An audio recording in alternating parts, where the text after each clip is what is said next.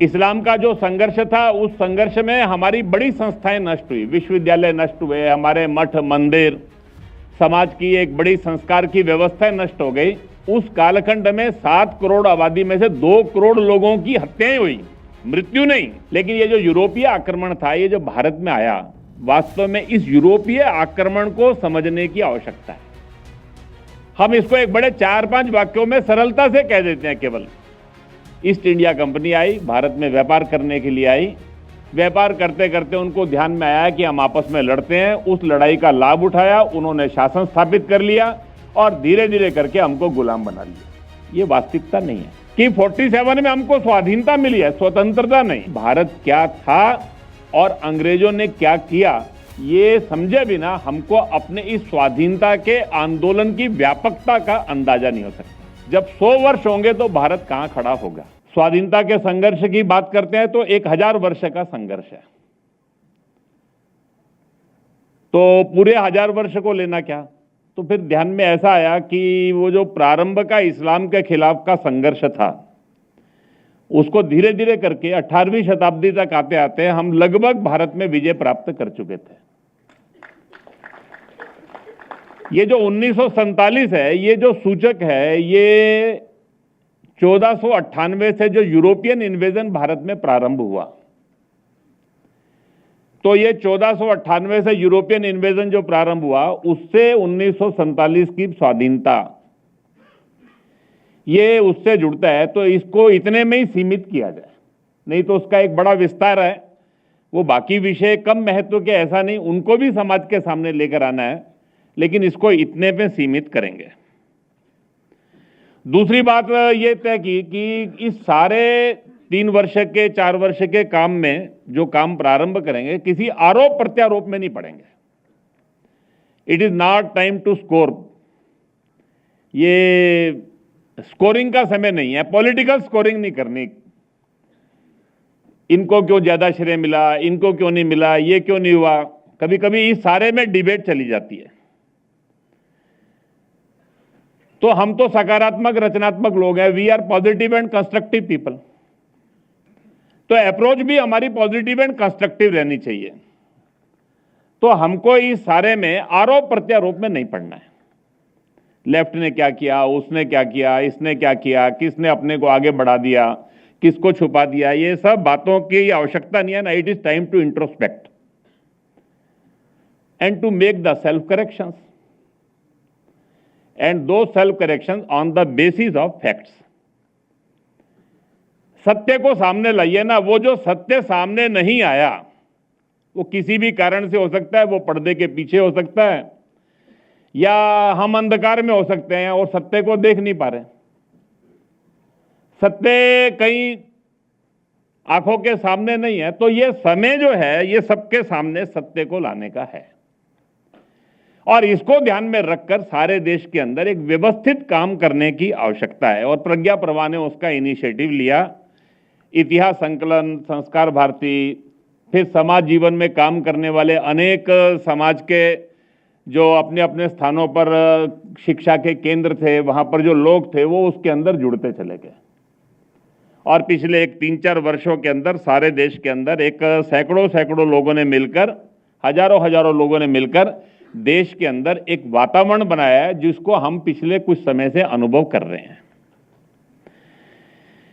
ये सारे समय के अंदर अपने इस स्वाधीनता के आंदोलन की प्रस्तुति कैसे करना, ये सबसे महत्व का विषय था। और इसीलिए ये जो पुस्तक की पृष्ठभूमि है, इस पृष्ठभूमि में 4 बातों का समावेश हमने करने का प्रयास किया। पूरे इस सारे कालखंड में उस स्वाधीनता के संघर्ष को हम उसमें लेकर गए, उसकी प्रस्तुति में, उस विमर्श को समाज में ले जाने के अंदर ये लेकर गए। सारे में ये सब चल रहा था। तो इसी बीच में 2 बड़े, जिसको कहते हैं कि अपने आप के अंदर एक मार्गदर्शक सूत्र मिले कि जिसके आधार पर हमको इस सारे विमर्श को खड़ा करना है। एक परम पूजनीय सरसंघ चालक जी के बौद्धिक वर्ग में विजयदशमी में उन्होंने इस सारे स्वाधीनता के आंदोलन की और मनाते समय उसकी सोच क्या है, तो वो करते हुए उन्होंने वाक्य प्रारंभ किया कि आज से 75 वर्ष पहले हमने स्वाधीनता से स्वतंत्रता की यात्रा प्रारंभ की थी। एक बहुत अपने आप में स्ट्राइकिंग पॉइंट था कि 47 में हमको स्वाधीनता मिली है, स्वतंत्रता नहीं है। तो ये स्वाधीनता और स्वतंत्रता, इसका अंतर सबको समझ में आना चाहिए। और इसी बीच के अंदर आज के अपने जो माननीय प्रधानमंत्री जी हैं, उन्होंने भी इस सारे विषय का आह्वान करते समय सारे देश के अंदर इस कालखंड में क्या करना, तो उन्होंने कहा कि हम स्वाधीनता सेनानियों का स्मरण करेंगे, उनकी प्रेरणाओं का स्मरण करेंगे, उनसे प्रेरणा प्राप्त करेंगे। लेकिन सबसे महत्व की बात क्या है, तो सबसे महत्व की बात है we have to resolve for next 25 years. हमको आने वाले 25 वर्ष का संकल्प करना है। और इसीलिए उन्होंने जो कहा कि ये 75 वर्ष जो पूर्ण हुए हैं, इसमें आज भारत जिस स्थान पर खड़ा है उसको हम भारत का अमृत काल कह सकते हैं। अमृत काल यानी प्रातः काल की जब भोर फटती है, अभी सूर्य पूरा उगता नहीं है, अंधकार पूरा गया नहीं होता, लालिमा दिखती है, एक वातावरण में ताजगी का, एक वातावरण में जीवंतता का एहसास होना प्रारंभ होता है। और उसमें से आगे काम करने के लिए व्यक्ति की सक्रियता और उसके आधार के ऊपर जब सूर्य पूरा उदय होता है तो एक सारे तरफ शक्ति का, ऊर्जा का संचार होना प्रारंभ होता है। तो ये 25 वर्ष के हैं, तो we have to resolve for next 25 years. जब 100 वर्ष होंगे तो भारत कहां खड़ा होगा। तो जो स्वाधीनता से स्वतंत्रता की यात्रा हमने प्रारंभ की थी, क्या 2047 तक आते आते वो स्वतंत्रता की यात्रा अपने लक्ष्य तक पहुंचेगी क्या? ये एक महत्व का विषय है जिसको ध्यान में रखकर हमको इस सारे कालखंड में समाज के सामने लेकर जाना है। और इसीलिए इस सारे 2 सूत्रों के आधार के ऊपर इस पूरे वर्ष के अंदर, 2 वर्ष के अंदर, पिछले देश भर के अंदर एक बहुत बड़ी संख्या के अंदर साहित्य का सृजन, इस सारे विषय को लेकर समाज के अंदर समाज का प्रबोधन, ये जो सारे काम प्रारंभ हुए हैं। और इसी सारी रचना में से एक प्रारंभ में नंद कुमार जी ने एक पुस्तक लिखी, स्वराज 75 इस नाम से, और जिसको क्वेस्ट फॉर सेल्फहुड को जानने की एक इच्छा है। हमारा ये आंदोलन क्या है, संघर्ष क्या है, तो वो उसको जानने की इच्छा। वो जब पुस्तक आई तो कुछ लोगों ने उसको पढ़ा, तो पूज्य सरसंघ चालक जी ने नंद कुमार जी को कहा पुस्तक बहुत अच्छी है, लेकिन थोड़ा इसको और विस्तारित करने की आवश्यकता है। जिसमें से ये आज की पुस्तक ये बनी है, सारे में से वो जल्दी जल्दी में हमको एक विषय, एक पुस्तक लेकर जानी थी समाज के सामने, जिसके आधार पर हम आने वाले समय में विमर्श को खड़ा करेंगे। एक विमर्श का आधार क्या हो सकता है?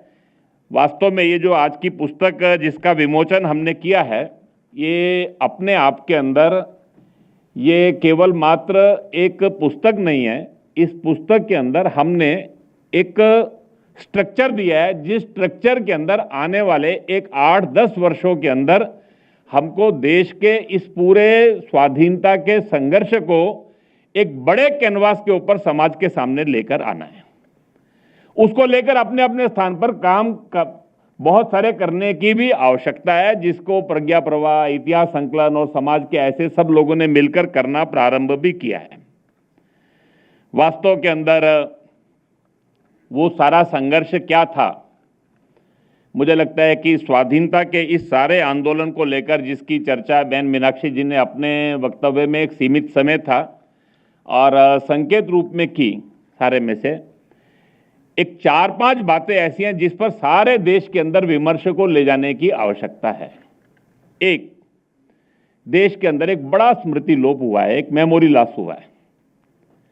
उसका कारण है इस्लाम का जो संघर्ष था, उस संघर्ष में हमारी बड़ी संस्थाएं नष्ट हुई, विश्वविद्यालय नष्ट हुए, हमारे मठ मंदिर, समाज की एक बड़ी संस्कार की व्यवस्थाएं नष्ट हो गई।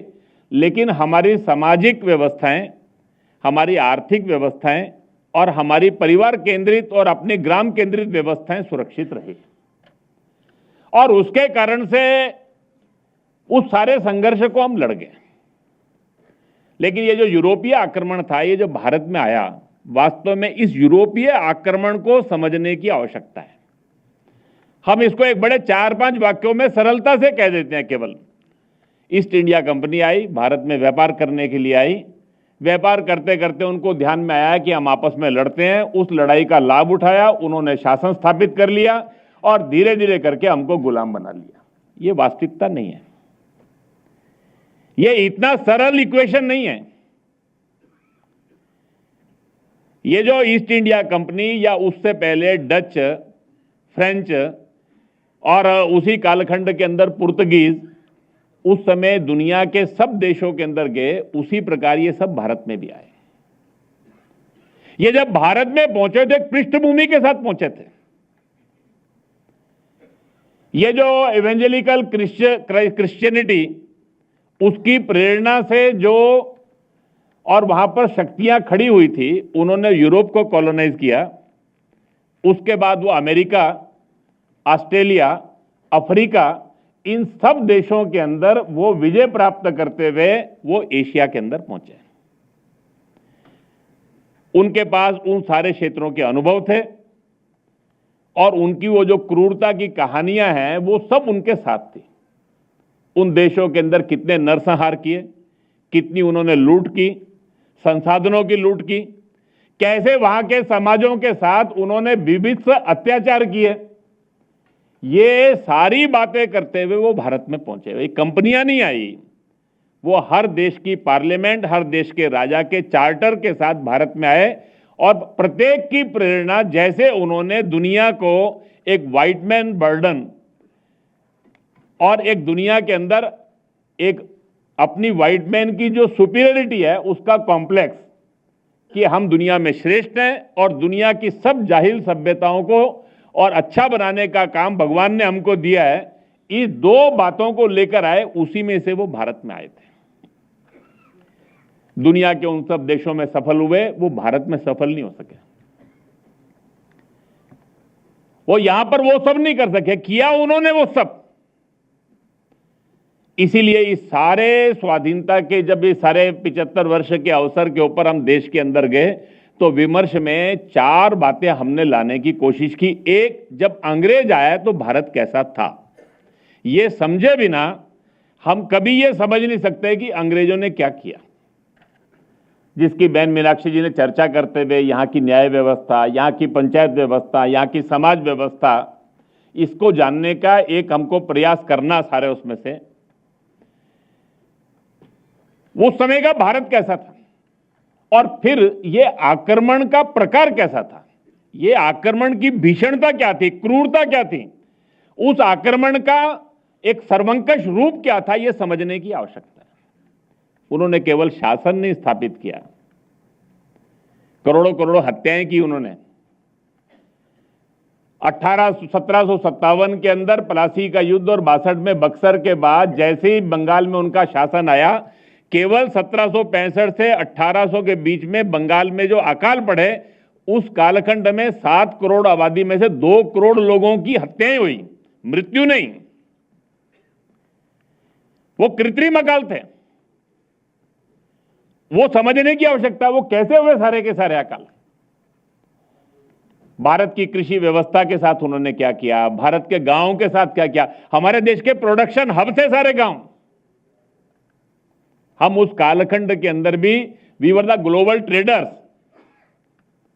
हम दुनिया के अंदर बहुत बड़े मैन्युफैक्चरर थे, बहुत बड़े व्यापार करते थे। उसको समझने की आवश्यकता है। तो ये सारा जब तक हम समझेंगे नहीं भारत क्या था और अंग्रेजों ने क्या किया, ये समझे बिना हमको अपने इस स्वाधीनता के आंदोलन की व्यापकता का अंदाजा नहीं हो सकता। और तीसरी बात अपने स्वाधीनता के आंदोलन की जो समझने की है कि जैसा सर्वंकष आक्रमण था, वैसा ही समग्र उत्तर था। समाज जीवन के प्रत्येक क्षेत्र में यह आक्रमण था और यह प्रत्येक क्षेत्र में हमने इसका उत्तर दिया। उसको थोड़ा एक व्यवस्थित करके समझने की आवश्यकता है।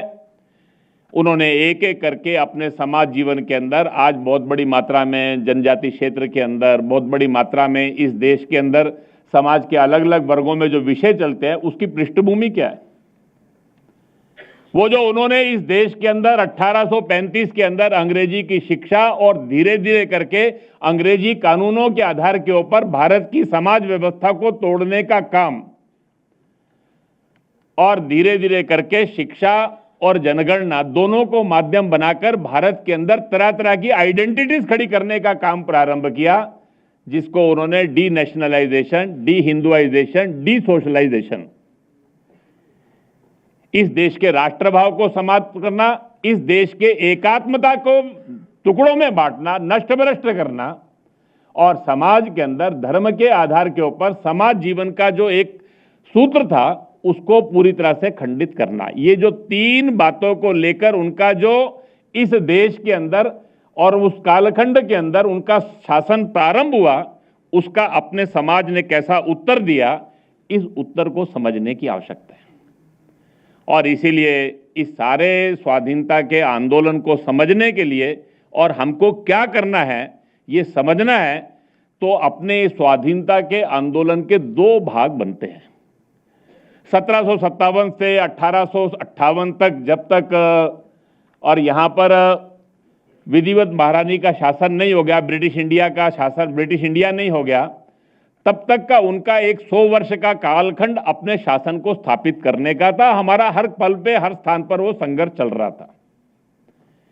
लेकिन 1858 तक आते आते एक व्यवस्थित उन्होंने इस देश में अपना शासन स्थापित कर लिया। धीरे धीरे करके यहाँ की शिक्षा व्यवस्था, यहाँ की समाज व्यवस्था, शासन व्यवस्था, देश के एक बड़े हिस्से में वो सब होना प्रारंभ हुआ। उस कालखंड में 1858 से ही प्रारंभ होकर 1911 तक हम कह सकते हैं कि हमारे स्वाधीनता के इस संघर्ष का एक हिस्सा था, जिस समय अपने इस स्वाधीनता के आंदोलन की प्रेरणा जो है वो स्रोत रही थी।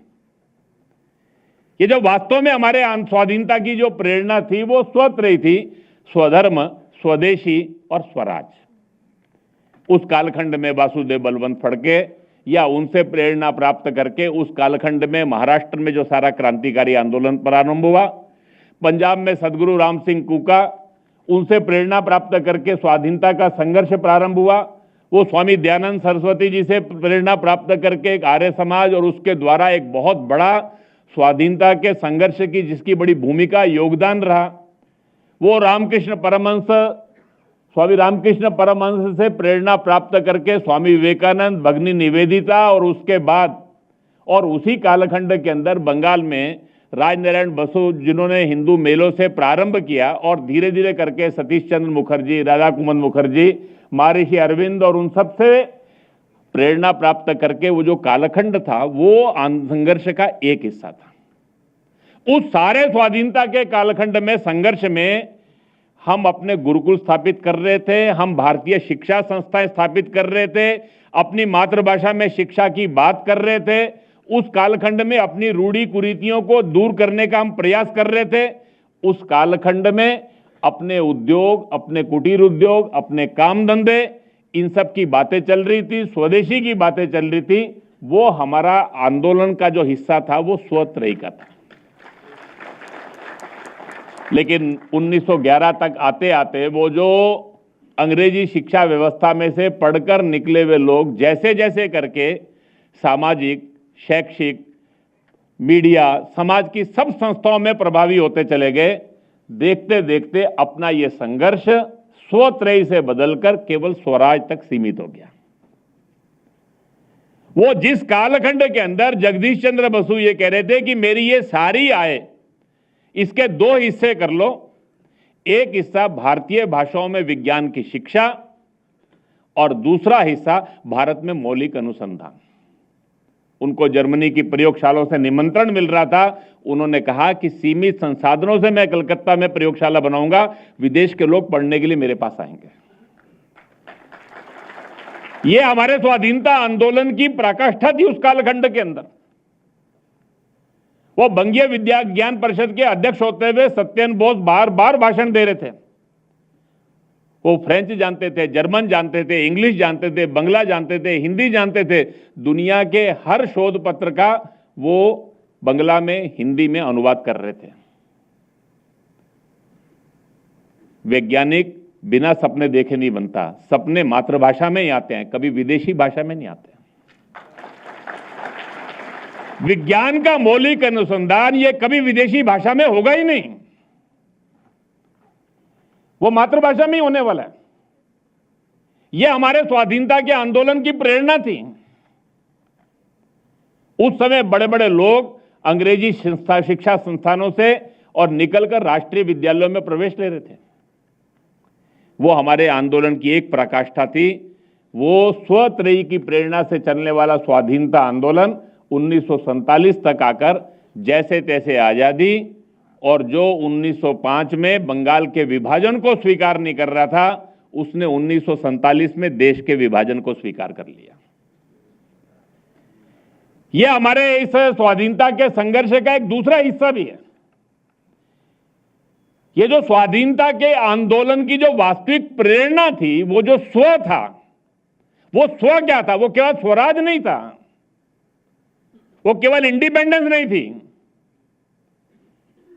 वो जैसे तैसे करके अपने लोगों का शासन नहीं था। उसकी प्रेरणा के अंदर इस देश की हजारों हजारों वर्षों की जो संस्कृति है, उस संस्कृति के वैशिष्ट्य के साथ दुनिया की युग अनुकूल प्रश्नों का उत्तर देते हुए भारत को विश्व में एक, भारत की जो भूमिका है उस भूमिका के लिए तैयार करना था, जिसको बार बार महर्षि अरविंद ने कहा, spiritualism is the only politics. मेरे लिए और राजनीति कुछ नहीं है। भारत महान होगा यानी भारत की स्वतंत्रता का मतलब क्या है? भारत महान होगा यानी दुनिया के अंदर भारत हिंदुत्व के अपनी विशेषता को लेकर सारी दुनिया के अंदर प्रचार प्रसार करेगा। यह हमारी प्रेरणा थी उस कालखंड के अंदर। स्वामी दयानंद सरस्वती कह रहे थे, वेदों की पुनर्प्रतिष्ठा, उसके आधार के ऊपर जीवन की रचना। ये जो अपने समाज जीवन के स्वाधीनता के आंदोलन की जो वास्तविक प्रेरणा थी, उस प्रेरणा को समझने की आवश्यकता है। इसलिए 1947 से जो 75 वर्ष की यात्रा है, इस 75 वर्ष की यात्रा में हमने बहुत कुछ प्राप्त किया है। हमारे पास एक अच्छा संविधान है, जिसके आधार के ऊपर समाज जीवन के अंदर हम व्यवस्थाओं को खड़ा कर रहे हैं। हमारा एक सशक्त जीवंत लोकतंत्र है, जो अनुभवों के आधार के ऊपर धीरे धीरे करके समाज के अंदर, दुनिया के अंदर एक लगातार अपनी इंस्टीट्यूशंस को मजबूत करता हुआ आगे बढ़ रहा है। इस सारे कालखंड के अंदर हमने आर्थिक दृष्टि से एक शक्ति के नाते एक दुनिया में अपना स्थान बनाना प्रारंभ किया है। आज हमारी एक स्वतंत्र विदेश नीति है। आज हमारी एक सामरिक सुरक्षा की, अपनी देश की एक विशेष ताकत के साथ हम खड़े हैं। और सबसे बड़ी बात यह है, इस देश के अंदर 75 वर्ष बाद हमारे पास एक समाज है, जिस समाज की आंखों में सपने हैं, जो इस गुलामी की मानसिकता से मुक्त है और गुलामी के सब चिन्हों को उखाड़ फेंकने के लिए कृत संकल्प है। हमारे पास एक युवा है आज, वो ऐसा युवा है जो हर चुनौती को स्वीकार करना चाहता है। केवल उसको एक दिशा की आवश्यकता है। वो दिशा क्या है? इस स्वाधीनता के 75 वर्ष के कालखंड में, जब 75 वर्ष पूर्ण हो रहे थे, इस स्वराज 75 को निमित्त बनाकर सारे देश के अंदर वो स्वाधीनता के आंदोलन की वास्तविक प्रेरणा क्या थी, ये उससे उसको अवगत कराना, ये आज के समय की आवश्यकता है। वो स्व क्या है, किसके लिए हम लड़ रहे थे, वो क्या बात थी? वो केवल स्वराज्य नहीं था। उस कालखंड में वंदे मातरम की रचना ऐसे ही नहीं हो रही थी। उस कालखंड में कला, संस्कृति, साहित्य, संगीत, अगर फिल्म प्रारंभ हुई तो फिल्म, उस कालखंड के अंदर समाज जीवन में उद्योग, व्यापार, बहुत कम लोग समझते हैं कि भारत के व्यापारियों का योगदान क्या है। वो अंग्रेज जो भारत को कॉलोनाइज करने आए थे, अपने माल की मंडी बनाने के लिए आए थे, वो सपना उनका 1900 तक आते आते पूरा हो गया। उसके बाद वो केवल बैंकिंग में रह गए। उनके माल नहीं, यहां से लोगों ने अपनी फैक्ट्रियां लगाकर, अपने उद्योग लगाकर भारत में, भारत के लोगों ने भारत की आवश्यकता पूर्ति प्रारंभ कर दी। कितना है, ऐसा ही नहीं, दुनिया के बाहर के देशों में माल बेचना भी प्रारंभ किया। वो व्यापारियों ने किस ढंग से किया है, किसी ने उसको कभी लिपिबद्ध नहीं किया। मुझे लगता है कि इस सारे कालखंड में 3 वर्षों में जो टाइम था, it was time to revisit. वो हमारा कठिन काल था, वो हमारा दुखद काल था, वो कालखंड ऐसा था जिस कालखंड में हमको बहुत कष्ट सहने पड़े, अपमान सहना पड़ा। लेकिन उस कालखंड के अंदर एक ऐसी चीज भी थी जिसके ऊपर गर्व किया जा सकता है, और वो गर्व है हमारा एक समग्र संघर्ष, एक समग्र इस सर्वंकष आक्रमण के खिलाफ उत्तर दुनिया की सब सभ्यता और संस्कृतियों को जीतता हुआ जो भारत में आया, वो परास्त हो गया। लेकिन वो जो सारा काम है 1947 में वो पूर्ण नहीं हुआ। वहां से जो स्वतंत्रता की यात्रा है उसका एक आधार इन 75 वर्षों में हम बना चुके हैं। आने वाले 25 वर्षों में क्या करना है, इस सारे स्वाधीनता के आंदोलन को जो पिछले 3 वर्षों के अंदर हमने एक रिविजिट करना प्रारंभ किया है, इन 3 वर्षों में उसका जो पुनर्मूल्यांकन प्रारंभ किया है, जिसको मैंने कहा कि it was time to reintrospect. हमको जो अपने आप को इंट्रोस्पेक्ट दोबारा से करना था, हमने अपना जो आत्मनिरीक्षण प्रारंभ किया इस कालखंड के अंदर, उस आत्मनिरीक्षण के आधार के ऊपर जो जो काम बाकी हैं वो समझकर उन कामों को पूर्ण करने के लिए संकल्पबद्ध होकर ये आगे बढ़ने का जो कालखंड है, उसके अंदर इस पुस्तक का बहुत बड़ी भूमिका है। एक पुस्तक हमको एक इंसाइट देती है इस आंदोलन के, इस सारे संघर्ष की वास्तविक स्वरूप को समझने की। अंग्रेज आए तो भारत कैसा था, उनका आक्रमण कैसा था, उन्होंने क्या क्या किया, और किस प्रकार से समाज जीवन के प्रत्येक क्षेत्र में स्व के आधार के ऊपर हमने उत्तर दिया, उसको समझना और उसको समझकर स्वाधीनता के बाद जो थोड़ा बीच के कालखंड के अंदर जो काम पूरा होना चाहिए था, वो काम जो अभी तक पूर्ण नहीं हुआ, उसके लिए संकल्प लेकर आगे बढ़ना, इस दृष्टि से इस पुस्तक की बड़ी भूमिका है।